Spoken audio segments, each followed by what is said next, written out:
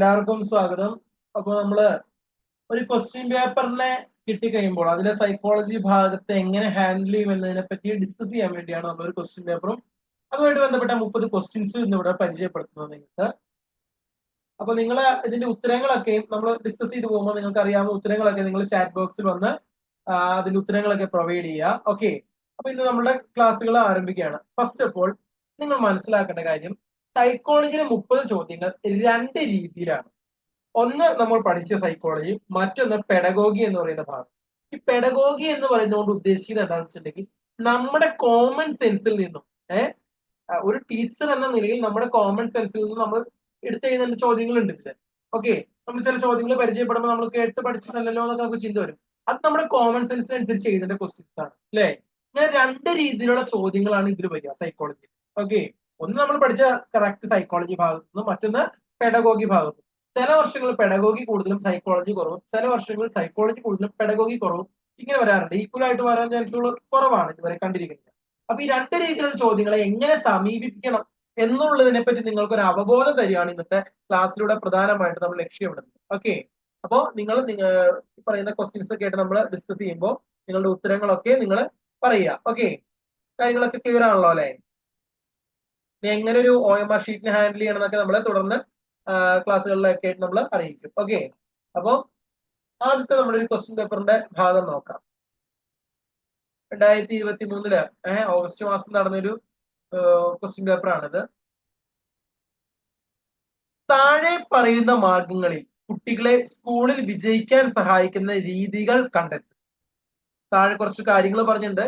ഇതിൽ കുട്ടികളെ സ്കൂളിൽ വിജയിക്കാൻ സഹായിക്കുന്ന രീതികൾ കണ്ടെത്തുക എന്നാണ് പറയുന്നത്. നമ്മളിത് പഠിച്ച ഭാഗമാണോ? സൈക്കോളജിയിൽ ഒരു ടോപ്പിക് ആയിട്ട് നമ്മൾ പഠിച്ച ഭാഗമല്ല. അപ്പൊ സ്വാഭാവികമായിട്ട് ഇത് ഏതിൽ നിന്ന് വരുന്ന ക്വസ്റ്റ്യൻ ആണ്? ഇത് പെഡഗോഗി ഭാഗത്ത് നിന്ന് വരുന്ന ഒരു ചോദ്യമാണ്. ഓക്കെ, ഇതിൽ ആദ്യത്തെ കണ്ടേ, അധ്യാപന പഠന പ്രക്രിയ രസകരമാക്കുക കുട്ടി വിജയിക്കാൻ സഹായിക്കുന്ന ഒരു ഘടകമാണോ? ആണ്. ഒഴിവു സമയം നൽകുക, കുട്ടിക്ക് ഒഴിവു സമയം കൊടുക്കേണ്ട ആവശ്യമുണ്ടോ? തീർച്ചയായിട്ടും. ഒരു വർക്കറിനാണെങ്കിലും ഒരു സ്റ്റുഡന്റിനാണെങ്കിലും എല്ലാവർക്കും റിലാക്സിങ് ടൈമിംഗ് വേണം, ഉറപ്പായിട്ടും വേണ്ടത് തന്നെ. ഒഴിവു സമയം നൽകുന്നത് കുട്ടികളെ വിജയിക്കാൻ സഹായിക്കും. ഇതിന് അടുത്ത കാര്യം, പാഠ്യേതര പ്രവർത്തനങ്ങൾക്ക് സമയം നൽകുക. ഈ പഠിക്കാതെ മാത്രമല്ലാതെ കല, കായികം, അങ്ങനെ എല്ലാ മേഖലയിലും കുട്ടികൾക്ക് സമയം നൽകണം. അതും കുട്ടികളെ എന്ത് ചെയ്യുന്നു? സ്കൂളിൽ വിജയിക്കാൻ സഹായിക്കുന്ന ഘടകമാണ്. അതുപോലെ തന്നെ സ്വയം പഠനത്തിനുള്ള അവസരങ്ങൾ നൽകുക. നമ്മൾ പഠിപ്പിക്കുന്ന കാര്യങ്ങൾ പഠിപ്പിച്ചുകൊണ്ടേ ഇരിക്കുക എന്ന് മാത്രമല്ല, അവർക്ക് പഠിക്കാനായിട്ടൊരു ഗ്യാപ്പ് കൂടെ നമ്മൾ എന്ത് ചെയ്യണം? കൊടുക്കണം, സ്വയം പഠിക്കാനായിട്ട്. അപ്പോഴാണ് അവന് ഡൗട്ടുകൾ വരുള്ളൂ, അതൊക്കെ ക്ലിയർ ചെയ്ത് കൊടുക്കേണ്ടി വരുള്ളൂ. അപ്പൊ ഈ പറയുന്ന 4 കാര്യങ്ങൾ എന്താ? കുട്ടികളെ സ്കൂളിൽ വിജയിക്കാൻ സഹായിക്കുന്ന ഘടകങ്ങളല്ലേ? അല്ലേ? അപ്പൊ ഇതിന്റെ ഉത്തരം ഏതായിരിക്കും? ഏതാവാനാ സാധ്യത? ഒന്ന് കമന്റ് ബോക്സിൽ വന്നേ, ചാറ്റ് ബോക്സിൽ വന്നേ. ഇതിന്റെ ഉത്തരം ഏതാവാനാ സാധ്യത എന്നൊന്ന് പറഞ്ഞേ.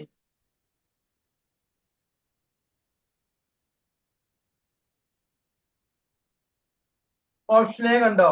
എയും ബിയും മാത്രം ശരി, ബിയും സിയും മാത്രം ശരി, എ ബി സി ഡി എന്നിവ ശരി, എ ബി സി എന്നിവ ശരി.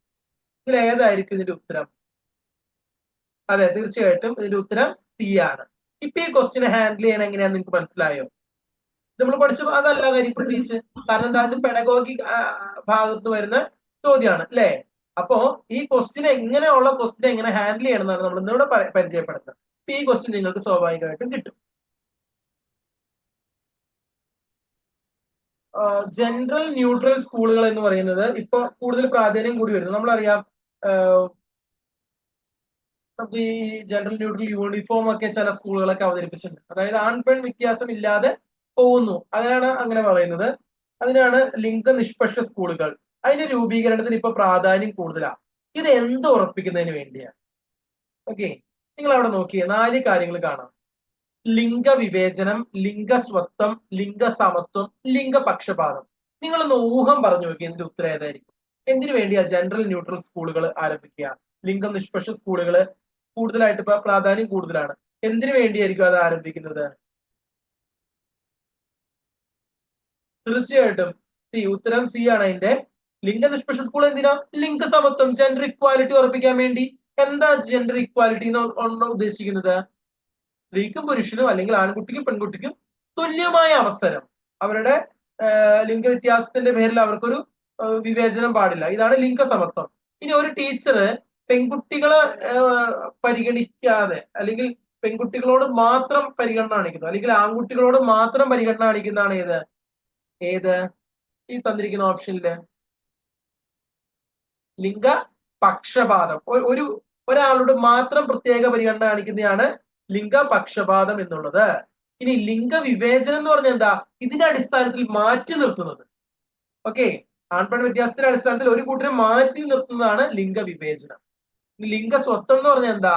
ആ ചില ആളുകളുടെ, ഇപ്പൊ നമുക്കറിയാം നമ്മുടെ ഇടയിലൊക്കെ ഈ ട്രാൻസ്ജെൻഡർ പോലുള്ള ആളുകളുണ്ടല്ലോ, അപ്പൊ അവരുടെ സ്വത്വം വേറെയാ, അതിന്റെ അടിസ്ഥാനത്തിൽ അവരെ തിരിക്കുന്നതാണ് ലിംഗസ്വത്വം എന്നുകൊണ്ട് ഉദ്ദേശിക്കുന്നത്. അങ്ങനെ 4 ടേംസ് ഉണ്ട്. ഇതിൽ ആദ്യം ചോദ്യം കണ്ടിരിക്കുന്ന ലിംഗസമത്വമായിട്ട് ബന്ധപ്പെട്ടാണ്, അതുപോലെ ലിംഗവിവേചനവുമായിട്ട് ബന്ധപ്പെട്ടാണ്. ഓക്കെ, അപ്പൊ ആ കാര്യങ്ങൾ എന്തൊക്കെയാ നിങ്ങൾ അറിഞ്ഞിരിക്കണം.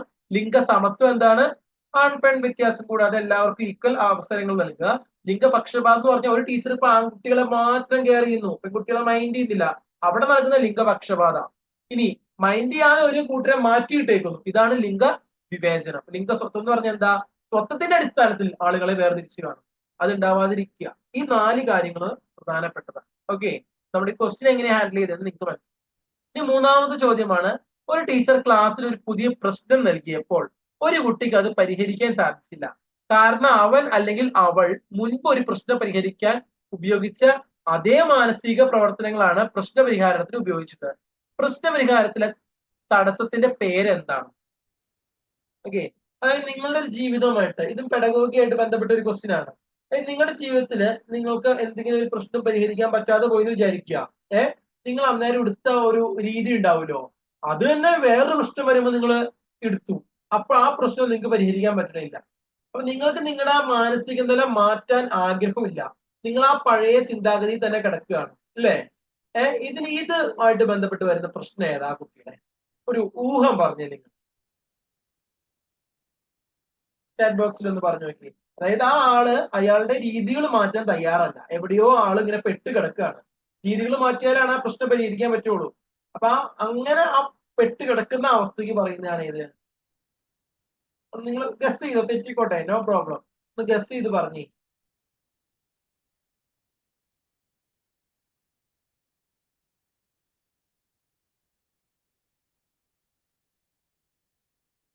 ഡി അല്ല. യെസ്, ഓപ്ഷൻ എ ആണ് അതിന്റെ ഉത്തരം കേട്ടോ. ശ്രദ്ധിക്കുക, ഡി ക്രിയാത്മകത എന്ന് പറഞ്ഞാൽ എന്താ? കാര്യങ്ങളെ കുറെ കൂടെ ക്രിയേറ്റീവ് ആയിട്ട് നമുക്ക് കാണാനുള്ള കഴിവ്. ഇപ്പൊ ഒരു ചിത്രകാരനൊക്കെ ഉള്ളത് ക്രിയേറ്റീവ്നെസ് ഏറ്റവും കൂടുതൽ. കാരണം എന്താ? ഇല്ലാത്തൊരു ചിത്രം അവൻ അവന്റെ മനസ്സിൽ കാണുകയാണ് ആദ്യം, എന്നിട്ടോ അത് ക്യാൻവാസിലേക്ക് വരിക അല്ലെ? അത് തന്നെയാണ് ഇവിടെ ഉദ്ദേശിക്കുന്ന ക്രിയാത്മകത. യുക്തിചിന്ത എന്ന് പറഞ്ഞാൽ നമുക്കറിയാം എന്താ? കുറെ കൂടെ അമൂർത്തമായിട്ട് കാര്യങ്ങളെ കുറച്ചും കൂടെ ക്രിട്ടിക്കലായിട്ട് ചിന്തിക്കാനുള്ള കഴിവ്. പ്രചോദനം എന്താ? മോട്ടിവേഷൻ. ഇത് മൂന്നും അല്ല ആ കുട്ടിക്ക് നടക്കുന്നത്, മാനസിക ചട്ടക്കൂട്. ആ കുട്ടിയുടെ മനസ്സിൽ ഒരു ചട്ടക്കൂടുണ്ട്, ഒരു ഒരു ഒരു കൂട്ടിന്റെ ഉള്ളിലായി കുട്ടിയുടെ മാനസികം. അത് വിട്ട് പുറത്തേക്ക് പോയി ഈ കുട്ടിയെ സമ്മതിക്കുന്നില്ല. കണ്ടോ, മുമ്പ് ഒരു പ്രശ്നം പരിഹരിക്കാൻ സാധിച്ചില്ലാത്ത ഒരു രീതി തന്നെ വീണ്ടും അപ്ലൈ ചെയ്യാണ് ഈ കുട്ടി. ആ പ്രശ്നത്തിൽ നിന്ന് മാറാൻ കുട്ടി തയ്യാറല്ല. അപ്പൊ കുട്ടി ഒരു ചട്ടക്കൂടിന്റെ ഉള്ളിൽ കിടക്കുക മനസ്സിലെ. അതാണ് മാനസിക ചട്ടക്കൂട്. ഇങ്ങനെ വേണം നമ്മൾ ഈ ക്വസ്റ്റിനെ ഹാൻഡിൽ ചെയ്യാൻ. ക്ലിയർ ആണോ? ക്ലിയർ ആണെങ്കിൽ എസ് എന്നൊന്ന് പറഞ്ഞേ, ചാറ്റ് ബോക്സിൽ പറഞ്ഞേ. 3 ക്വസ്റ്റ്യൻ എങ്ങനെ ഹാൻഡിൽ ചെയ്യണം എന്നുള്ളത് ക്ലിയർ ആണല്ലോ അല്ലെ? ഓക്കെ, ദെൻ 4ാമത്തെ ചോദ്യം വരുന്നത്, ടീച്ചർ കുട്ടികളോട് താൻ പഠിപ്പിച്ച ഒരു കഥയെ അടിസ്ഥാനപ്പെടുത്തി ഒരു നാടകം അവതരിപ്പിക്കാൻ ആവശ്യപ്പെടുന്നു. ഇവിടെ ഏത് പഠന രീതിയാണ് ഉപയോഗിച്ചിരിക്കുന്നത്? അതായത് താൻ പഠിപ്പിച്ച ടോപ്പിക്കിൽ നിന്ന് ഒരു നാടകം അവതരിപ്പിക്കാൻ കുട്ടികളോട് പറഞ്ഞു. ഇവിടെ കുട്ടി ഉപയോഗിച്ചിട്ടുള്ളത് ഏത് രീതിയാണെന്നുള്ളതാണ്. ഓക്കെ, നമുക്ക് ബോധനവുമായിട്ട് ബന്ധപ്പെട്ട രീതികളാണ് അവിടെ പറയുന്നത്. അതിൽ ഏത് രീതിയാണ് കുട്ടി ഇവിടെ ഉപയോഗിക്കേണ്ടത്? തീർച്ചയായിട്ടും അതിന്റെ ഉത്തരം ശരിയാണ് അശ്വിനെ, പ്രവർത്തനാധിഷ്ഠിതമാണ് അല്ലെ? പഠിച്ച കാര്യങ്ങൾ ഒന്ന് ചെയ്ത് കാണിക്കുക, അവിടെ എന്താ വരുന്നത്? പ്രവർത്തനം അല്ലേ? ആ, ഇനി നമ്മൾ കളിച്ച നാടകത്തെ പറ്റി നമ്മുടെ കൂട്ടുകാരോട് പറഞ്ഞു കൊടുത്ത് മനസ്സിലാക്കാൻ പറഞ്ഞാലോ, അവിടെ പ്രഭാഷണാധിഷ്ഠിത അല്ലേ? കുട്ടി പ്രഭാഷണം ചെയ്യാണ് അല്ലേ? ഇനി പഠിച്ച കാര്യത്തിൽ നിന്ന് ഒരു പ്രോബ്ലം സോൾവ് ചെയ്യാൻ പറഞ്ഞാലോ, അവിടെ പ്രശ്നാധിഷ്ഠിതമാണ്. ഇനി പഠിച്ച കാര്യത്തെ പറ്റി നിങ്ങളൊരു നോട്ട് തയ്യാറാക്കുക എന്ന് പറഞ്ഞാലോ, അത് പ്രബന്ധാധിഷ്ഠിതമാണ്. ഇങ്ങനെ 4 രീതിയിൽ കാര്യങ്ങൾ വരും കേട്ടോ. ഇവിടെ പഠിപ്പിച്ച കാര്യത്തിന് ഒരു നാടകം, അപ്പൊ പ്രവൃത്തി വേണം അവിടെ, അല്ലെ? പ്രവർത്തനാധിഷ്ഠിതം. ഇനി ഒരു പഠിപ്പിച്ച കാര്യത്തിന് ഒരു പ്രശ്നത്തെ നിർദ്ധാരണം ചെയ്യാൻ പറഞ്ഞു കഴിഞ്ഞാൽ അവിടെ പ്രശ്നാധിഷ്ഠിതമായിരിക്കും. ഇനി നമ്മളൊരു നാടകം കളിച്ചതിനെ പറ്റി കുട്ടികൾക്ക് പറഞ്ഞു കൊടുക്കാൻ പറഞ്ഞാലോ, അവിടെ പ്രഭാഷണാധിഷ്ഠിതമായിരിക്കും. ഇനി നമ്മൾ പഠിച്ച കാര്യത്തെ പറ്റി ഒരു നോട്ട് തയ്യാറാക്കാൻ പറഞ്ഞാൽ പ്രബന്ധാധിഷ്ഠിതം. ഇങ്ങനെ 4 രീതിയിലുള്ള പഠന രീതികളാണ് നമ്മൾ ഉപയോഗപ്പെടുത്തുന്നത്. ഇത് ക്ലിയർ ആണോ? ഓക്കെ. ഇനി അടുത്ത 5ാമത്തെ ചോദ്യമാണ്, ഒരു വിദ്യാർത്ഥി ആദ്യം പൊതുവായ വസ്തുതകൾ പഠിക്കുകയും പിന്നീട് പ്രത്യേകമായ വസ്തുതകളിലേക്ക് നീങ്ങുകയും ചെയ്തു. ഇത് ഏത് തരം യുക്തിചിന്തയാണ്? ഓക്കെ, ഇതിന്റെ ഉത്തരം എന്തായിരിക്കും?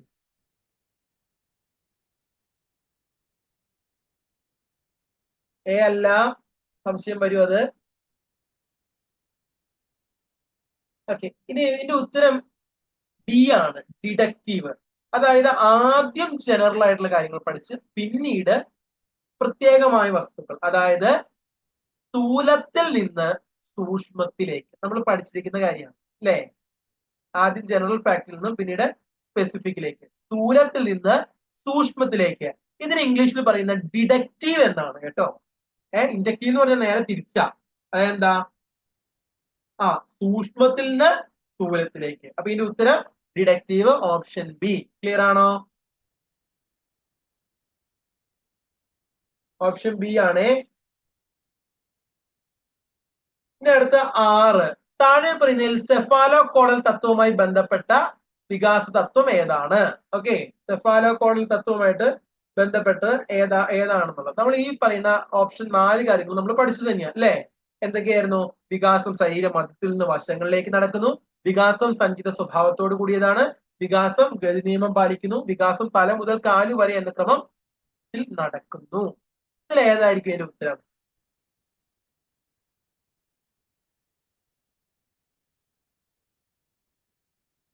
ഈ സെഫാലോ കോഡൽ എന്ന് പറയുന്നത് നമ്മുടെ ശരീരവുമായി ബന്ധപ്പെട്ട് ഒരു ദിശ പറയുന്ന ഒരു കാഴ്ചപ്പാടാണ് കേട്ടോ. ഇതിപ്പോ കഴിഞ്ഞ ക്വസ്റ്റ്യൻ പേപ്പറിലാണ് ആദ്യമായിട്ട് ഈ വാക്ക് എല്ലാവരും തന്നെ പരിചയപ്പെട്ടത്. സെഫാലോ കോഡൽ എന്ന് പറഞ്ഞാൽ നമ്മുടെ ശരീരവുമായി ബന്ധപ്പെട്ട ഒരു ദിശ. ഇതിനെപ്പറ്റി പറയുന്നത് എങ്ങടാ, ഏത് തത്വമായിരിക്കും? ശരിയാണ്, ഓപ്ഷൻ ഡി ആണ്. വികാസം തല മുതൽ കാല് വരെ എന്ന ക്രമമാണ് സെഫാലോ കോഡൽ പറയുന്നത്. ഓക്കെ, ഒരു ദിശയല്ല പറയുന്നത്, ശരീരവുമായി ബന്ധപ്പെട്ട് തന്നെയല്ലേ പറയുന്നത്. അത് തന്നെയാണ് ഇതിന്റെ ഉത്തരം. അടുത്ത ക്വസ്റ്റ്യൻ, തന്റെ മകൾക്ക് അല്ലെങ്കിൽ മകന് നൃത്തം ചെയ്യുവാനുള്ള അഭിരുചി ഉണ്ടെന്ന് മനസ്സിലാക്കിയ രക്ഷകർത്താവ് അവളെ നൃത്തം അഭ്യസിപ്പിക്കുകയും അവൻ ആ മേഖലയിൽ പ്രശസ്തി കൈവരിക്കുകയും ചെയ്തു. ഈ സാഹചര്യത്തിൽ ഏതൊക്കെ ഘടകങ്ങളാണ് കുട്ടിയുടെ വിജയത്തെ സഹായകരമായത്? കുട്ടിക്ക് ഓൾറെഡി നൃത്തം ചെയ്യാനുള്ള കഴിവുണ്ട്, അച്ഛൻ അത് പ്രോത്സാഹിപ്പിക്കുകയും ചെയ്തു, അതുകൊണ്ട് അവൻ അതില് വിൻ ചെയ്തു. ഇവിടെ കുട്ടിയിൽ പ്രവർത്തിച്ചിരിക്കുന്ന ഏത് ഘടകമായിരിക്കും? നിങ്ങൾ പഠിച്ച കാര്യമാണല്ലോ, ഒന്ന് പറഞ്ഞു. തീർച്ചയായിട്ടും കൃഷ്ണവേണി കറക്റ്റ് ആണ്.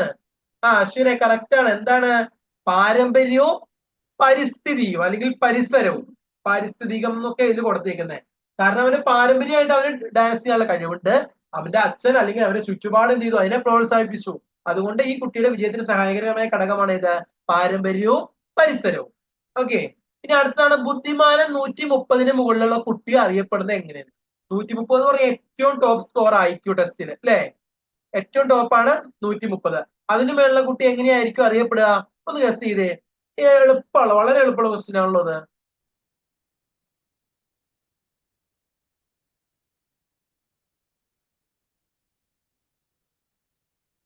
ബുദ്ധിമാനം, ശരിയാണ്, ഓപ്ഷൻ എ, പ്രതിഭാധനൻ. ഓക്കെ, പ്രതിഭാധനായ കുട്ടിയാണ് 130. ഗിഫ്റ്റഡ് ചൈൽഡ് എന്നൊക്കെ പറയില്ലേ, അത് ഭയങ്കര ജീനിയസ് ആയിരിക്കും ഈ കുട്ടി. ഓക്കെ, അല്ലെങ്കിൽ തീക്ഷണ ബുദ്ധി എന്നൊരു പേര് കൂടെ ഉണ്ട് കേട്ടോ നമ്മുടെ ടെക്സ്റ്റില്, അതൊന്നും കൂടെ അന്ന് അറിഞ്ഞിരിക്കുക. ഈ ബുദ്ധിപരിമിതിയുള്ള കുട്ടി എന്ന് പറഞ്ഞാൽ 70 താഴേക്ക് വരുമ്പോഴാണ് അങ്ങനെ വരിക കേട്ടോ. അപ്പൊ 130 മേളില് ബുദ്ധിമാനം. ഇനി ബുദ്ധിമാനം കണ്ടുപിടിക്കുന്ന ഇക്വേഷൻ ഒക്കെ ഉണ്ട്, അത് നിങ്ങൾക്ക് അറിയോ? MA/CA × 100. MA എന്ന് പറഞ്ഞാൽ ആ കുട്ടിയുടെ മാനസിക ഏജ്, മെന്റൽ ഏജും, CA എന്ന് പറഞ്ഞാൽ ആ കുട്ടിക്ക് എത്ര പ്രായം ഉണ്ടോ അത് × 100. അതിലൂടെ കിട്ടുന്നതാണ് എന്ത് ബുദ്ധിമാനം, IQ. MA/CA × 100. MA mental age. അപ്പൊ ആ കുട്ടിക്ക് മെന്റൽ ഏജ് വെറും 5 വയസ്സുള്ള കുട്ടിയായിരിക്കും ചിലപ്പോ. മെന്റൽ ഏജ് അവന് 7 ആയിരിക്കും. അപ്പൊ 7 അവന് ശരിക്കുള്ള പ്രായം എത്രയാ? 5 × 100. ഇത് എത്രയാണോ അതാണ് അവന്റെ IQ. ഈ IQ ആണ് നമ്മൾ എന്ത് 130 മേളിലുള്ള കുട്ടി എന്ന് പറയുന്നത്. 130 മുകളിലുള്ള കുട്ടിയാണെങ്കിൽ പ്രതിഭാധനൻ. ഓക്കെ, അതിന് താഴേക്ക് വരുമ്പോ വീക്ഷണശാലി, ഇങ്ങനെ ഒരു സ്റ്റേജുകളുണ്ട്. ഓക്കെ, അതൊക്കെ നമ്മൾ ഡിസ്കസ് ചെയ്തതാണ്. ഇതിന് അടുത്ത ക്വസ്റ്റ്യൻ ആണ് 9ാമത്തെ ക്വസ്റ്റ്യൻ. പാവ്ലോവിന്റെ പൗരാണികാനുബന്ധ സിദ്ധാന്തത്തിൽ അനുബന്ധനത്തിന് ശേഷം ബെല്ലിന്റെ ശബ്ദം കേൾക്കുമ്പോൾ ഉമിനീർ ഉണ്ടാകുന്നത് എന്തുമായി ബന്ധപ്പെട്ടിരിക്കുന്നു? ഇപ്പൊ നമ്മൾ പൗരാണിക സിദ്ധാന്തം പഠിച്ചതാണ്. അതിൽ അനുബന്ധം ഉണ്ടായി, അതായത് നായിക്ക് എന്ത് ചെയ്തു, നമ്മള് ഇറച്ചിപ്പൊടി കൊടുത്തു, അതിനുശേഷം ബെല്ലടിക്കുമ്പോ ഇതിന് ഉമിനീർ ഉണ്ടാവുന്നു. അപ്പൊ അത് ഇത് താഴെ പറയുന്ന ഓപ്ഷൻസുമായിട്ട് ഏതാണ് കറക്റ്റ് ആവുന്നത്? ഒന്ന് ഗസ് ചെയ്ത് നോക്കി നിങ്ങള്. എത്തിക്കോട്ടെ, നോ പ്രോബ്ലം, ഒന്ന് ഗസ് ചെയ്യൂ.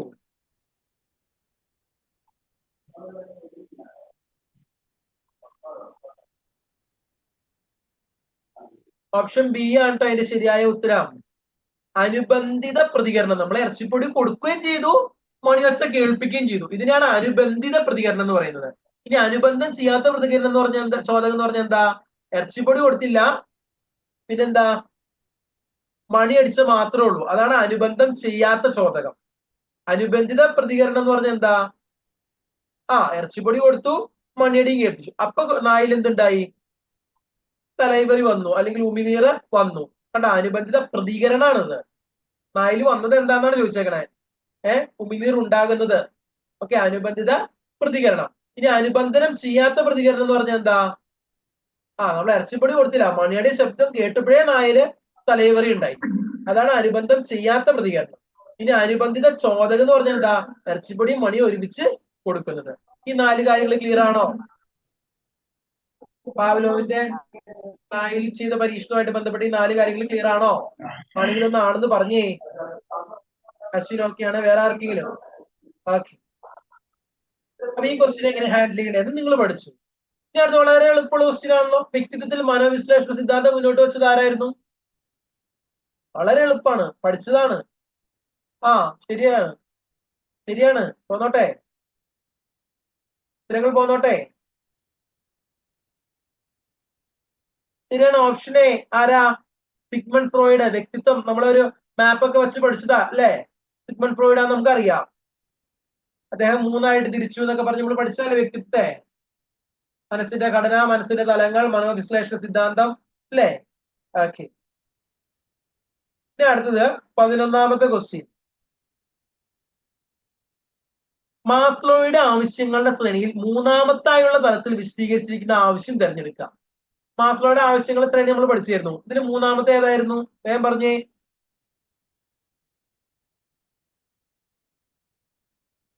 പെട്ടെന്നായിക്കോട്ടെ ഉത്തരം.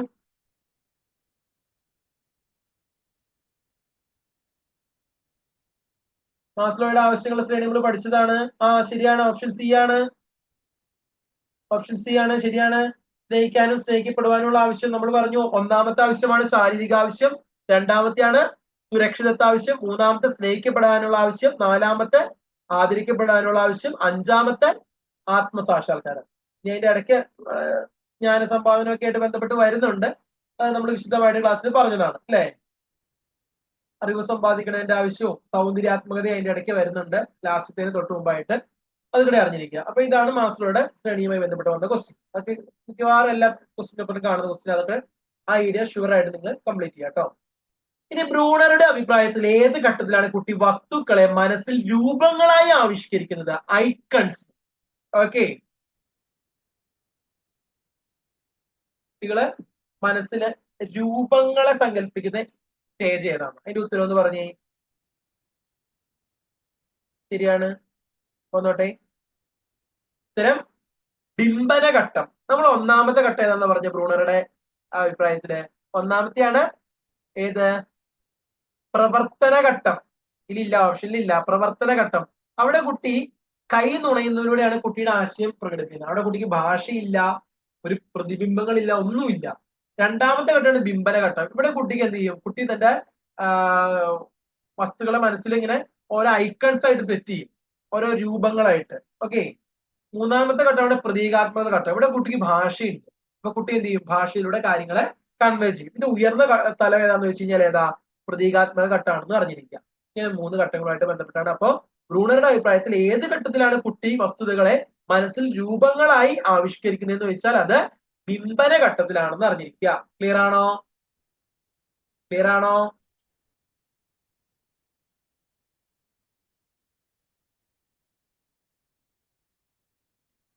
ഇനി 13ാമത്തെ ക്വസ്റ്റ്യൻ. പിയാഷയുടെ അഭിപ്രായത്തിൽ ഏത് ഘട്ടത്തിലാണ് കുട്ടികൾ യുക്തിപൂർവ്വം ചിന്തിക്കുകയും അമൂർത്തമായി ചിന്തിക്കുകയും അവയുടെ അടിസ്ഥാനത്തിൽ അനുമാനങ്ങൾ ഉണ്ടാക്കുകയും ചെയ്യുന്നത്? കണ്ടോ, യുക്തിചിന്തയുടെ ഏറ്റവും ടോപ്പിൽ എത്തുന്ന ഏത് ഘട്ടത്തിലാണെന്ന്? ഏത് ഘട്ടത്തിലാ? നമ്മൾ പഠിച്ചതാണല്ലോ പിയാഷയുടെ 4 ഘട്ടങ്ങളും അതിന്റെ പ്രത്യേകതകളും. യുക്തിചിന്ത ഏറ്റവും പീക്കിൽ എത്തുക അത് ഏത് ഘട്ടത്തിലായിരിക്കും? ടെസ്റ്റ് ചെയ്തേ.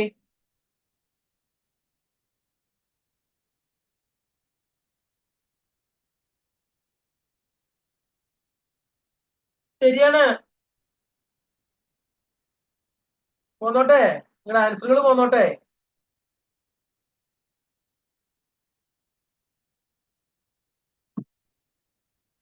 എന്നാ ഒരു കാര്യം ശ്രദ്ധിച്ചേ, നിങ്ങൾക്ക് ചെറിയൊരു തെറ്റ് പറ്റി. എന്നതാ? മൂർത്ത മനോവ്യാപാര ഘട്ടത്തിലല്ല എന്ത് ചെയ്യുന്നത്? അമൂർത്ത ചിന്ത ഉണ്ടാവുന്നത്. യുക്തിചിന്ത അമൂർത്ത ചിന്ത ഉണ്ടാവുന്നത് എവിടെയാ? ഔപചാരിക മനോവ്യാപാര ഘട്ടത്തിലാണ് കേട്ടോ. ഈ 4 ഘട്ടങ്ങളിലെ പ്രധാനപ്പെട്ട കാര്യങ്ങൾ ഒന്ന് പറയട്ടെ. ഇന്ദ്രിയ ചാലകഘട്ടം അല്ലെങ്കിൽ സംവേദക ചാലകഘട്ടം എന്ന് പേര് പറയും അല്ലേ? ആ ഘട്ടത്തിലെ പ്രത്യേകത എന്താ? അവിടെ കുട്ടി റിഫ്ലക്സ് പ്രവർത്തനങ്ങളിൽ നിന്നാണ് കുട്ടി കാര്യങ്ങളെ മനസ്സിലാക്കുന്നത്. ക്ലിയർ ആണോ? റിഫ്ലക്സ് പ്രവർത്തനം. ഇനി പ്രാഗ് മനോവ്യാപാര ഘട്ടം, അവിടെ ഇതിലൂടെ കുട്ടി മനസ്സിലാക്കുന്നത് കാര്യങ്ങളെ? പ്രാഗ് മനോവ്യാപാര ഘട്ടം, അവിടെ മനോവ്യാപാരം ഒന്നും കുട്ടിക്ക് കിട്ടിയിട്ടില്ല. പ്രാഗ് മനോവ്യാപാരത്തിൽ കുട്ടി എന്തിലൂടെ കാര്യങ്ങൾ മനസ്സിലാക്കുന്നത് എന്ന് പറഞ്ഞേ? നിങ്ങൾ പഠിച്ച കാര്യങ്ങളാ.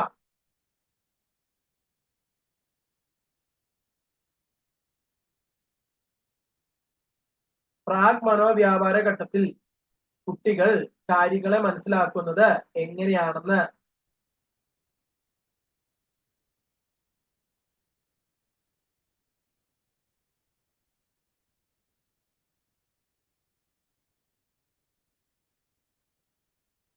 നിങ്ങൾ പഠിച്ചതാണല്ലോ. ഇവിടെ കുട്ടിയിൽ നമ്മൾ പഠിച്ചതല്ലേ പ്രതീകങ്ങള് ഇല്ലേ? കുട്ടി ഓരോ പ്രതീകങ്ങളിലൂടെയാണ് കാര്യങ്ങളെ മനസ്സിലാക്കുന്നത് രണ്ടാമത്തെ സ്റ്റേജിൽ പ്രാഗ് മനോവ്യാപാര ഘട്ടത്തില്. മൂന്നാമത്തെയാണ് നമ്മൾ പഠിച്ചത് ഏത്? മൂർത്ത മനോവ്യാപാര ഘട്ടം. ഇവിടെ കൂടുതൽ മനോവ്യാപാരത്തിന് അവസരം കിട്ടുന്നു. ശ്രേണീകരണം ഇല്ലേ? ഇതൊക്കെ പഠിച്ചതല്ലേ? പ്രധാന പോയിന്റുകളൊക്കെ നമ്മൾ പഠിച്ചതാണല്ലോ. ശ്രേണീകരണം, പിന്നെ റിവേഴ്സിബിലിറ്റി, 5+3 = 8, 8 - 5 = 3. ഇതൊക്കെ കിട്ടുന്ന മൂന്നാമത്തെ മൂർത്ത മനോവ്യാപാരത്തില്. പിന്നെ ഔപചാരിക മനോവ്യാപാര ഘട്ടത്തിലെ പ്രത്യേകത എന്താണെന്ന് നമ്മൾ പഠിച്ചേ? യുക്തിചിന്ത അതിന്റെ ഏറ്റവും പീക്കിലെത്തും. അതുകൊണ്ട് തന്നെ അമൂർത്തമായി ചിന്തിക്കും. ഭയങ്കര കോംപ്ലക്സ് ആയിട്ടുള്ള കാര്യങ്ങൾ കുട്ടിക്ക് ചിന്തിക്കാൻ പറ്റുന്ന സ്റ്റേജാണ് ഔപചാരിക മനോവ്യാപാര ഘട്ടം. അപ്പൊ ഇതിന്റെ ഉത്തരം ഏതാണ്? ഔപചാരിക മനോവ്യാപാര ഘട്ടമാണ്. എന്നാൽ ഉറപ്പായിട്ടും പിയാഷയുടെ ഈ കാര്യത്തിൽ ചോദ്യം ഉണ്ട് കേട്ടോ. 100% എല്ലാ തവണയും ചോദ്യം ചോദിക്കുന്ന ഒരു ഏരിയ ആണ്. അതുകൊണ്ട് അതിന്റെ പ്രത്യേകതകൾ മറന്നു പോകരുത്. ഇനി അടുത്ത ക്വസ്റ്റ്യനിലേക്ക് പോയേ. വൈകല്യത്തിന്റെ കാരണങ്ങൾ പാരമ്പര്യമോ പാരിസ്ഥിതികമോ ആവാം. വൈകല്യത്തിന് കാരണമാകുന്ന പാരിസ്ഥിതിക ഘടകം താഴെ കൊടുത്തിട്ടുള്ള പട്ടികയിൽ ഇത് തിരഞ്ഞെടുക്കുക. അപ്പൊ ഒരാൾക്ക് ഒരു വൈകല്യം ഉണ്ടാവണമെങ്കിൽ അതിന് 2 ഘടകങ്ങൾ ഉണ്ടാവും. ഒന്നെങ്കിൽ പാരമ്പര്യമായിട്ട് തന്നെ ഉണ്ടാവും, അല്ലെങ്കിൽ പരിസരത്ത് നിന്ന് ഉണ്ടാവും. ഇതിൽ പരിസരത്ത് നിന്നുള്ള ഘടകം താഴെ പറഞ്ഞതിൽ ഏതാണെന്നുള്ളത്? ഓപ്ഷൻ എ ജീനുകൾ. കണ്ടോ, ജീനുകൾ ഉണ്ടല്ലേ? ഇത് പാരമ്പര്യമാണോ പരിസരമാണോ? തീർച്ചയായിട്ടും പറയും ജീനുകളൊക്കെ നമ്മുടെ പാരമ്പര്യമായിട്ട് കിട്ടുന്നില്ലേ അച്ഛനമ്മയിൽ നിന്ന്. ക്രോമസോമുകൾ, ഹോർമോണുകൾ, ഇത് 3 എന്താ പാരമ്പര്യമായിട്ട് വരുന്ന കാര്യങ്ങളാണ്. രോഗങ്ങൾ നമുക്ക് പാരമ്പര്യം എന്ന് പറയാൻ പറ്റും മുഴുവനായിട്ടും. രോഗങ്ങൾ എങ്ങനെയാ? പരിസരമായിട്ടും ബന്ധപ്പെട്ടിരിക്കുന്നു. അതുകൊണ്ട് തന്നെ പരിസ്ഥിതിക ഘടകം ഇതിൽ ഏതായിരിക്കും? ഉത്തരം എന്ന് പറഞ്ഞേ. ശരിയാണ്, ഓപ്ഷൻ ഡി ആണ്. രോഗങ്ങളാണ് പാരിസ്ഥിതിക ഘടകത്തിൽ വരിക. കണ്ടോ, നമ്മൾ കൂടുതൽ പഠിച്ച ഏരിയ ഒന്നുമല്ല, പക്ഷെ നമ്മുടെ കോമൺ സെൻസ് എടുക്കാൻ പറ്റുന്നത് അല്ലേ? അല്ലേ? പെഡഗോഗിക് ഭാഗത്ത് നിന്ന് വരുന്ന ചോദ്യങ്ങൾ അങ്ങനെയുള്ളതാണ് കേട്ടോ.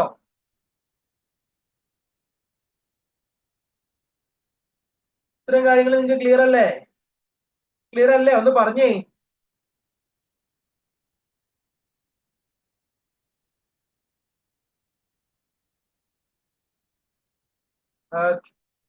അപ്പൊ ക്ലിയർ ആണെന്ന് വിശ്വസിക്കുന്നു. ഇനി നമുക്ക് അടുത്ത ക്വസ്റ്റ്യനിലേക്ക് പോവാം.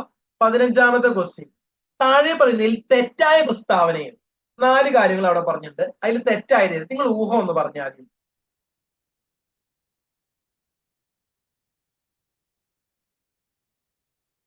ഈ പറയുന്ന ABCD 4 പ്രസ്താവന ഗ്രേഡിംഗ് സംബന്ധിച്ച് പറയുന്നുണ്ട്. ഇതിൽ തെറ്റായത് നിങ്ങൾക്ക് കേട്ടാൽ മനസ്സിലാവൂലോ, അല്ലെങ്കിൽ കണ്ടാൽ മനസ്സിലാവുന്ന കാര്യമൊന്നുമില്ലോ?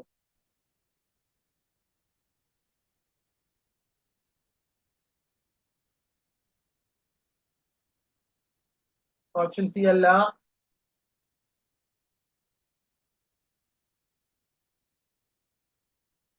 ഏതായാലും ഞാൻ തന്നെ പറയാം. ഗ്രേഡിംഗ് കുട്ടികളുടെ മൂല്യനിർണ്ണയത്തിന് സഹായിക്കുന്നു. അത് തെറ്റായ ഘടകമാണോ? അല്ലല്ലോ. തീർച്ചയായിട്ടും മൂല്യനിർണ്ണയത്തിന് സഹായിക്കുന്ന ഒരു ഘടകമല്ലേ ഗ്രേഡിംഗ്. ഗ്രേഡിംഗ് കുട്ടികളുടെ പ്രകടനങ്ങൾ വിലയിരുത്താൻ സഹായിക്കുന്നു. ഇല്ലേ? നമ്മളിപ്പോ ഈ കലോത്സവത്തിനൊക്കെ പോയി കഴിഞ്ഞാൽ ഫസ്റ്റ് കിട്ടുന്നവർ സെക്കൻഡ് കിട്ടുന്നവരോ ഓക്കെ, ബാക്കി ഓരോ കുട്ടികളുടെയും പെർഫോമൻസ് എങ്ങനെ കിട്ടുന്ന ഒരു ഗ്രേഡിലൂടെ വിലയിരുത്താൻ പറ്റുന്നില്ലേ? അപ്പൊ അതും തെറ്റായ ഘടകമല്ല. ഗ്രേഡിംഗ് കുട്ടികളുടെ നേട്ടം മനസ്സിലാക്കാൻ സഹായിക്കുന്നു. ഇല്ലേ? ബി ഗ്രേഡ് കിട്ടിയ കുട്ടിക്ക് എന്തോരു നേട്ടം ഉണ്ടായി, എ ഗ്രേഡ് കിട്ടിയ കുട്ടിക്ക് എന്തോരു നേട്ടം ഉണ്ടായി, ഇത് മനസ്സിലാക്കാൻ സഹായിക്കുന്നു. ഗ്രേഡിംഗ് കുട്ടികളുടെ ഇടയിൽ അനാവശ്യ മത്സരം ഉണ്ടാക്കുന്നു. അങ്ങനെ ഉണ്ടാക്കുന്നുണ്ടോ? ഇല്ല. ഏതെങ്കിലും ഗ്രേഡിംഗ് അനാവശ്യ മത്സരം ഉണ്ടാക്കുന്നുണ്ടോ? മാർക്കാണെങ്കിൽ പണ്ട് ഉണ്ടായിരുന്നു. അനാവശ്യ മത്സരം ഒഴിവാക്കുക ചെയ്യുന്ന ഗ്രേഡിങ്ങിലൂടെ. പണ്ട് 90 കിട്ടിയവനും 95 കിട്ടിയവനും അനാവശ്യ മത്സരം ഉണ്ടായിരുന്നു.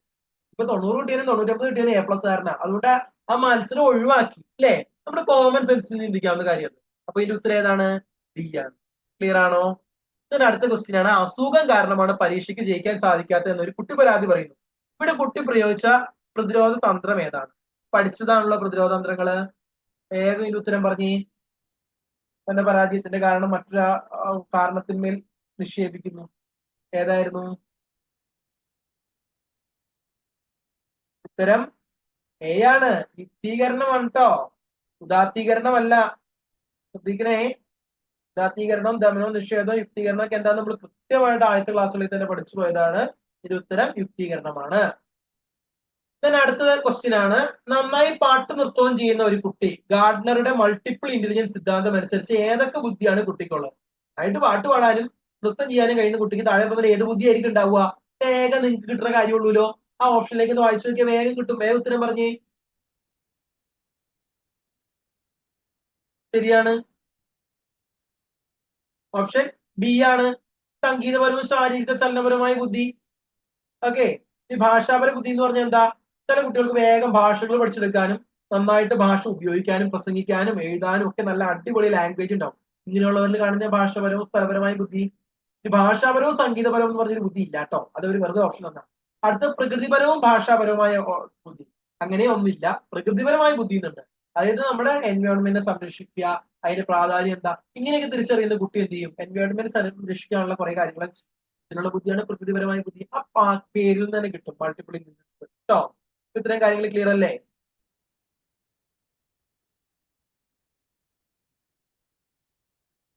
ഇനി അടുത്ത ക്വസ്റ്റ്യൻ നോക്കിയേ. സാമൂഹികമായി പിന്നാക്കം നിൽക്കുന്ന കുട്ടികളെ കുറിച്ച് താഴെ പറയുന്ന പ്രസ്താവനകൾ ശരിയായിട്ടുള്ളത് ഏത്? ഓക്കെ. സാമൂഹികമായിട്ട് പിന്നാക്കം നിൽക്കുന്ന കുട്ടികളെ പറ്റി ശരിയായിട്ടുള്ള ഏതാണെന്നാണ് നമ്മളോട് ചോദിച്ചിരിക്കുന്നത്. ഓക്കെ. ഈ ഒരു ക്വസ്റ്റ്യൻ ഒരു പ്രത്യേകത ഉണ്ടായിരുന്നു. ഇത് ക്യാൻസൽ ചെയ്ത ക്വസ്റ്റ്യൻ. അതുകൊണ്ട് തന്നെ നമ്മൾ ഇനി അതിനെ പറ്റി കൂടുതൽ ബോധേഡ് ആവണ്ട കേട്ടോ. കാരണം ഇത് ചെറിയൊരു തെറ്റുണ്ട്. ഈ ക്വസ്റ്റ്യന് തന്നെ ഒരു തെറ്റുണ്ട് ഓപ്ഷനിൽ. അതുകൊണ്ട് ഈ ക്വസ്റ്റ്യൻ നമ്മൾ അവോയ്ഡ് ചെയ്യാണ്. ഇതിന് അടുത്ത ക്വസ്റ്റ്യൻ 19ാമത്തെ ക്വസ്റ്റ്യൻ ആണ്. എന്ത്? ഭിന്നശേഷിക്കാരുടെ തുല്യ അവസരത്തിനും അവകാശത്തിനും വേണ്ടി 1995 അംഗീകരിച്ച നിയമം തിരഞ്ഞെടുക്കുക. കണ്ടോ? ഭിന്നശേഷിക്കാർക്ക് വേണ്ടിയുള്ള 95 കൊണ്ടുവന്ന നിയമം ഏതാണ്? ഏതാ? വേഗം പറഞ്ഞ ഉത്തരം. നിങ്ങൾക്ക് അറിയാവുന്നതാണല്ലോ. Person with disability PWD act. Okay. അത് ഏത് വർഷം? 95 PWD ആക്ട് ആണ് ഉത്തരം. ക്ലിയർ ആണോ? ഇനി RPW എന്ന് പറഞ്ഞ് 2016 കൊണ്ടുണ്ട്. Right to person with disability. അതിന്റെ എക്സ്പാൻഷൻ ചോദിക്കാൻ കേട്ടോ. പേഴ്സൺ വിത്ത് ഡിസബിലിറ്റി അവർക്ക് വേണ്ട അവകാശങ്ങളെ കൊണ്ടുവന്നത് 2016 ആ വർഷം അറിഞ്ഞിരിക്കുക കേട്ടോ. അടുത്താണ് പ്രവർത്തിച്ചു പഠിക്കുക എന്നതിലൂടെ സ്വന്തം താല്പര്യങ്ങൾക്കും ആവശ്യങ്ങൾക്കും അനുസരിച്ച് കുട്ടി പഠിക്കുന്ന വിദ്യാഭ്യാസ സമ്പ്രദായം ഏത്? പരമ്പരാഗത രീതിയാണോ? ജീവിത കേന്ദ്രീകരണമാണോ? വിദ്യാർത്ഥി കേന്ദ്രീകരണമാണോ? പാഠ്യപദ്ധതി കേന്ദ്രീകരണമാണോ? പ്രവർത്തിച്ചു പഠിക്കുക ശരിയാണോ? ഓപ്ഷൻ സി ആണ്. വിദ്യാർത്ഥി കേന്ദ്രീകരണം. ചൈൽഡ് സെന്റേർഡ് അല്ലേ? പ്രവർത്തിച്ച് പഠിക്കുക. ഇപ്പൊ നമ്മൾ സ്കൂളിൽ ചെന്നാലും അങ്ങനെയല്ലേ, ഓരോ ആക്ടിവിറ്റി ചെയ്തുകൊണ്ടാണ് കുട്ടികളെ പഠിപ്പിക്കുന്നത്. കാരണം എന്താ, പണ്ടത്തെ മാതിരി ടീച്ചർ ഓറിയന്റഡ് ആയിട്ടല്ല, സ്റ്റുഡന്റ് ഓറിയന്റഡ് ആയിട്ട്, വിദ്യാർത്ഥി കേന്ദ്രീകൃതമായിട്ട്, ചൈൽഡ് സെന്റേഡ് ആയിട്ട് നമ്മൾ ക്ലാസ്സുകൾ പോകുന്നത് അല്ലേ. അതിനുവേണ്ടിയാണ് പ്രവർത്തിച്ച് പഠിപ്പിക്കുക. ഇനി അധ്യാപക കേന്ദ്രീകൃതമായിരുന്നപ്പോ എങ്ങനെയായിരുന്നു, അധ്യാപകൻ പറയും അത് പഠിക്കും, പ്രവർത്തിച്ച് പഠിക്കുന്ന ഒരു രീതി ഉണ്ടായില്ല. ഓക്കെ, ഇതൊക്കെ നിങ്ങൾക്ക് ഓപ്ഷനിൽ തന്നെ കിട്ടാവുന്ന ചോദ്യമുള്ളൂ. 21ാമത്തെ, പരിശീലനം കൊണ്ട് ഒരു വ്യക്തിയുടെ പെരുമാറ്റത്തിലുണ്ടായ താരതമ്യേന സ്ഥിരമായ മാറ്റമാണ് ഏത് എന്ന് പറഞ്ഞേ. പരിശീലനം കൊണ്ട് ഒരു വ്യക്തിയുടെ പെരുമാറ്റത്തിൽ ഉണ്ടാകുന്ന താരതമ്യേന സ്ഥിരമായ മാറ്റം ഏറ്റവും ആദ്യത്തെ ക്ലാസ്സിൽ ഏറ്റവും ആദ്യം പറഞ്ഞ കാര്യം. തെറ്റിക്കോട്ടെ, നിങ്ങൾ പറയൂ.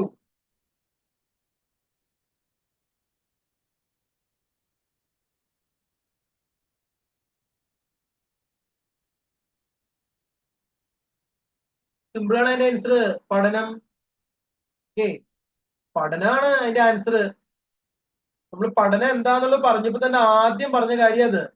പരിശീലനം കൊണ്ട് ഒരു വ്യക്തിയുടെ പെരുമാറ്റത്തിൽ ഉണ്ടാകുന്ന താരതമ്യേന സ്ഥിരമായ മാറ്റം. നിങ്ങളെ എന്തിനാ ഈ പരിശീലിപ്പിക്കാൻ വിടുന്നത്, അതൊരു പഠനമല്ലേ.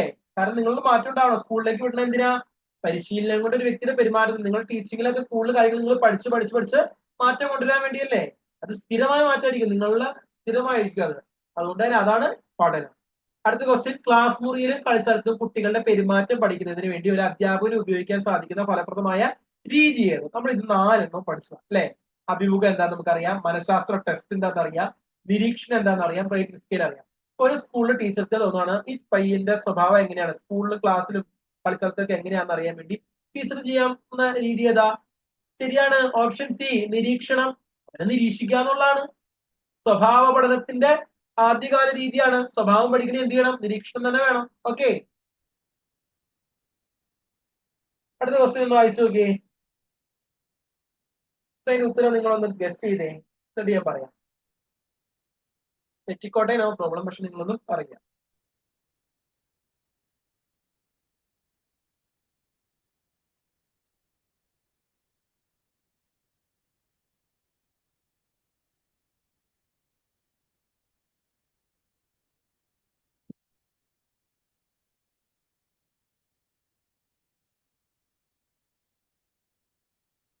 അല്ലല്ലോ, അല്ലല്ലോ. ഒരു അധ്യാപകൻ ക്ലാസ്സിൽ ഒരു ഗൂഢപ്രശ്നം, ശരിയാണ് കൃഷ്ണവേണി, ശരിയാണ് കേട്ടോ. ഒരു അധ്യാപകൻ ക്ലാസ്സിൽ ഒരു ഗൂഢപ്രശ്നം ചോദിച്ചപ്പോൾ എല്ലാ കുട്ടികളും അതിന്റെ ഉത്തരം ആലോചിച്ചുകൊണ്ടിരുന്നു. എന്നാൽ ഒരു കുട്ടി പെട്ടെന്ന് അതിന്റെ ഉത്തരം പറഞ്ഞു. ഏത് പഠന സിദ്ധാന്തത്തിന്റെ ഉദാഹരണമാണ്? ആ കുട്ടിയുടെ ഉള്ളില് എന്ത് ചെയ്യുന്നു, കുട്ടിക്ക് അതിനെപ്പറ്റി ഒരു കാഴ്ചപ്പാടുണ്ടായി. ഇതിനാണ് ഉൾക്കാഴ്ച, ഇൻസൈറ്റ് ലേണിംഗ്. അതായത് എല്ലാവരും അതിനെപ്പറ്റി ചിന്തിച്ചുകൊണ്ടിരുന്നപ്പോൾ ഈ കുട്ടിയുടെ ഉള്ളിൽ അതിനെപ്പറ്റി ചിന്തിച്ച് വേഗം ആൻസർ വന്നു. ഇത് ഉൾക്കാഴ്ച പഠനമാണ് കേട്ടോ, അറിഞ്ഞിരിക്കും. ഇതിന് അടുത്ത 24ാമത്തെ ക്വസ്റ്റ്യൻ റോങ് ആണ്, അതുകൊണ്ട് തന്നെ അതിനെ നമ്മൾ അവോയ്ഡ് ചെയ്യാണ്. ഇതിന് 25ാമത്തെ ചോദ്യം, താഴെ പറയുന്നതിൽ പഠനത്തെ സ്വാധീനിക്കുന്ന മാനസികമായ ഘടകം ഏതാണ്? പഠനത്തെ സ്വാധീനിക്കുന്ന മാനസിക ഘടകം ഏതായിരിക്കും? ഒന്ന് ഗസ് ചെയ്ത് നോക്കി. ശാരീരിക ഘടകമുണ്ട്, മാനസിക ഘടനമുണ്ട്. നമ്മൾ പഠിക്കാതിരിക്കണേ നമ്മളെ സ്വാധീനിക്കുന്ന 2 തരം ഘടകങ്ങളുണ്ട്, നമ്മൾ പഠിച്ചതാ. ശാരീരിക ഘടകവും മാനസിക ഘടകവും. ഇതിൽ ശാരീരിക ഘടകം ഏതൊക്കെയാ നിങ്ങൾ അവോയ്ഡ് ചെയ്താൽ നിങ്ങൾക്ക് മാനസിക ഘടകം കിട്ടും. ഏതാ?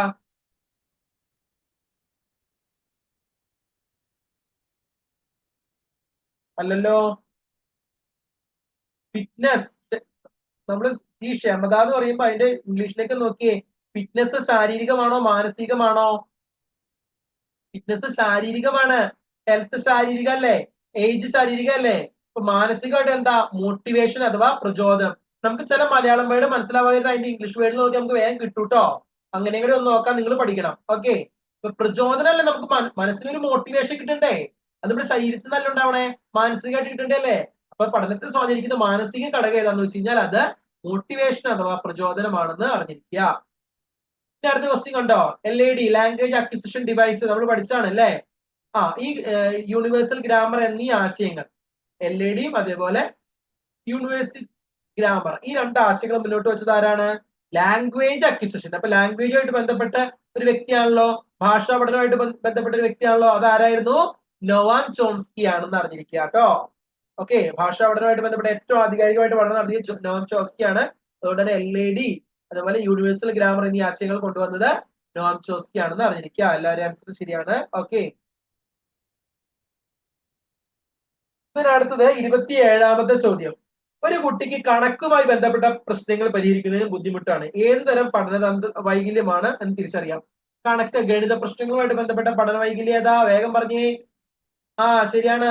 ഉത്തരങ്ങൾ പോന്നോട്ടെ, വേഗം പോന്നോട്ടെ. Option C, dyscalculia.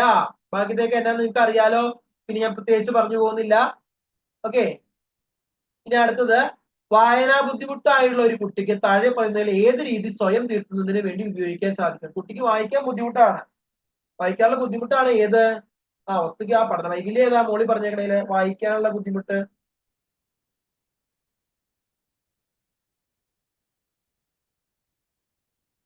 ഡിസ്ലെക്സിയ നമുക്കറിയാം അല്ലെ? അങ്ങനെയുള്ള കുട്ടിക്ക് അത് സ്വയം തിരുത്താൻ വേണ്ടി ഉപയോഗിക്കാൻ കഴിയുന്ന മെത്തേഡ് ഏതാ താഴെ പറയുന്നത്? ഒന്ന് ഊഹം പറഞ്ഞു നോക്കി. വായിക്കാൻ ബുദ്ധിമുട്ടാണെങ്കിൽ ആ കുട്ടി എന്ത് ചെയ്യണം? ശരിയാണ്, ഓപ്ഷൻ എ ആണ്.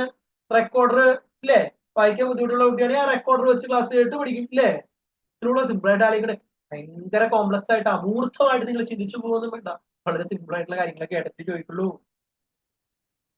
ഓക്കെ, ഇനി അടുത്തത് 29ാമത്തെ ചോദ്യം. പഠനം ഒരു സാമൂഹിക പ്രവർത്തനമാണ്. താഴെ പറയുന്നതിൽ പഠനം കൊണ്ട് മെച്ചപ്പെടുത്താൻ സാധിക്കുന്നത് എന്തല്ല? താഴെ പറയുന്നത് ഏതൊക്കെ കാര്യങ്ങളാണ് പഠനം കൊണ്ട് നമുക്ക് മെച്ചപ്പെടുത്താൻ പറ്റുക? അതിന്റെ ഉത്തരം നിങ്ങൾ കമന്റ് ചെയ്ത് നിങ്ങളുടെ കോമൺ സെൻസിൽ നിന്ന് കിട്ടുന്ന സംഭവമുള്ളൂ. ഞാൻ പറഞ്ഞു.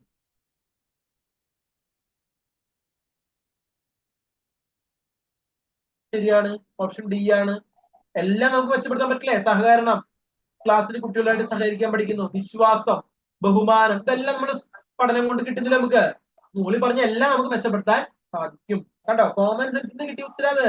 നിങ്ങൾ പഠിച്ചിട്ടാണോ? അല്ല, പഠിച്ചിട്ടാണ് കേട്ടോ. പഠനം കൊണ്ട് വരുന്ന മാറ്റം കിട്ടും. ഓക്കെ, ഇനി അടുത്തത് 30ാമത്തെ ക്വസ്റ്റ്യൻ.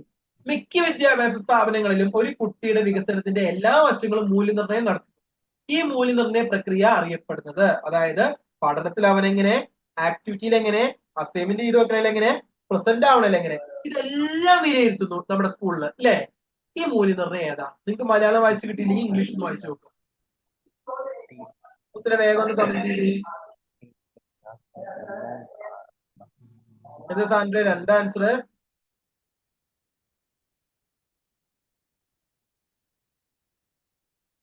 ഏതെങ്കിലും ഒന്നിൽ ഉറപ്പിക്കൂ. ഓക്കെ, കറക്റ്റ് ആണ്. അപ്പൊ അതിന്റെ ഉത്തരം ബി ആണ്, കണ്ടിന്യൂസ് ആൻഡ് കോംപ്രഹെൻസീവ് ഇവാലുവേഷൻ. നമുക്ക് സിഇ മാർക്ക് ഇടുന്നില്ല സ്കൂളില്, അത് നമ്മുടെ എല്ലാ പ്രവർത്തനങ്ങളും നോക്കിയിട്ടല്ലേ? ഓക്കെ, ബി, എല്ലാ പ്രവർത്തനങ്ങളും നോക്കിയിട്ടല്ലേ? അതന്നെ ഇവിടെ ചോദിച്ചിട്ടുള്ളൂ. നിരന്തരവും സമഗ്രവുമായ മൂല്യനിർണ്ണയം. ഇന്റേണൽ ഇവാലുവേഷൻ എന്ന് പറഞ്ഞാൽ എന്താ? ഒരു സ്പെസിഫൈഡ് പീരീഡ് കഴിയുമ്പോൾ നമ്മൾ എന്തോരം പഠിച്ചു എന്നുള്ള അറിയുന്നത്. ഇനി സമ്മറ്റീവ് ഇവാലുവേഷൻ എന്ന് പറഞ്ഞാൽ എന്താ? ഓരോ ചാപ്റ്റർ കഴിയുമ്പോൾ നമുക്ക് നടത്തുന്നത്. ഇനി ഫോർമാറ്റീവ് ഇവാലുവേഷൻ എന്ന് പറഞ്ഞാൽ എന്താ? സംരചന മൂല്യം, നമ്മുടെ പരീക്ഷകൾ ലാസ്റ്റ് നടത്തുന്നത്. ഇങ്ങനെ 4 തരം മൂല്യനിർണ്ണയങ്ങൾ നമ്മൾ പഠിച്ചിട്ടുണ്ട് അല്ലെ?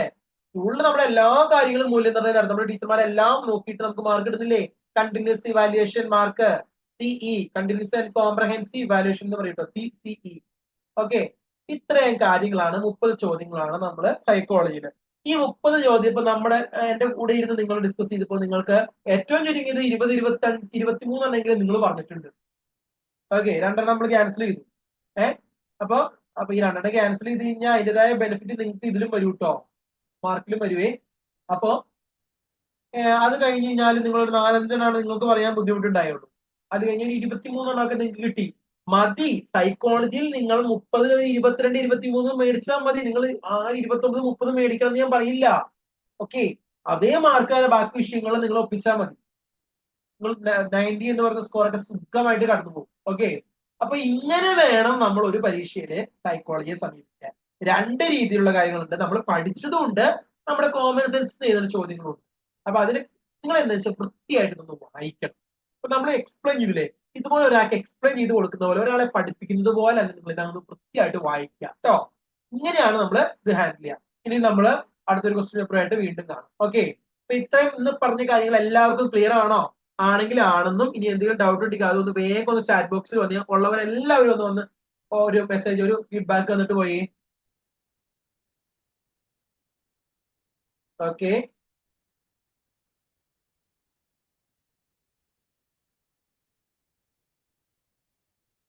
ഒരാൾക്ക് മാത്രമാണോ റിപ്ലൈ ഉള്ളൂ? ഓക്കെ,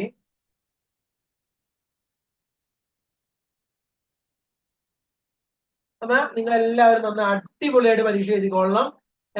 ഈ പരീക്ഷയ്ക്ക് മുമ്പ് നമ്മൾ വീണ്ടും കാണും. എന്നിരുന്നാൽ തന്നെയും എല്ലാവരും അടിപൊളിയായിട്ട് പരീക്ഷ എഴുതുക. സൈക്കോളജിയിൽ നിന്ന് നമുക്ക് മാക്സിമം സ്കോർ ചെയ്യാവുന്ന നിങ്ങൾ സ്കോർ ചെയ്യുക. കാര്യങ്ങളൊക്കെ നിങ്ങൾക്ക് ക്ലിയർ ആണ്. നമ്മൾ പഠിച്ച കാര്യങ്ങൾ എന്നുള്ള ചോദ്യങ്ങൾ കണ്ടു, പഠിക്കാതെ നമ്മൾ കോമൺ സെൻസിൽ നമ്മൾ എടുത്ത് ചെയ്യുന്ന കുറെ ചോദ്യങ്ങൾ കണ്ടു. ഇതെല്ലാം വച്ചുകൊണ്ട് ഇനി നിങ്ങൾ ഇങ്ങനെ വേണം ഒരു ക്വസ്റ്റ്യൻ പേപ്പർ വളരെ വിശദമായിട്ട് പഠിച്ചുകൊണ്ട് വേണം മുമ്പോട്ട് പോകാൻ ട്ടോ. അപ്പൊ okay, thank you very much.